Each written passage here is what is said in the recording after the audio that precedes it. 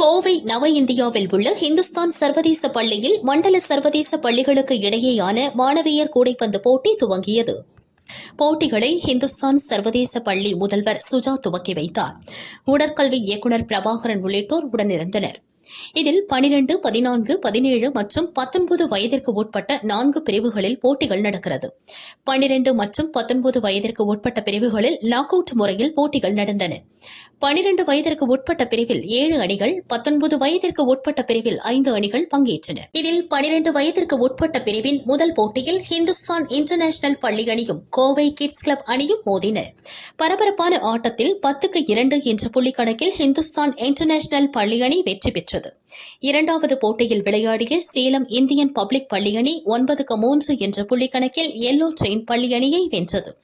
தொடர்ந்து நடந்த போட்டியில் CS அகாடமி அணி 6-4 என்ற புள்ளிக்கணக்கில் சேலம் வேர்ல்ட் பப்ளிக் பள்ளியை வென்றது.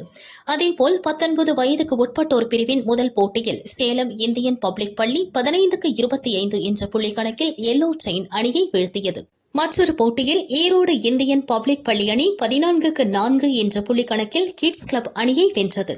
14 மற்றும் 17 வயதிற்கு உட்பட்டோர் பிரிவுக்கான போட்டிகள் நாளை நடக்கிறது. இதில் முதல் 4 இடங்களை பிடிக்கும் அணிகளுக்கு பரிசுகள் வழங்கப்படும்.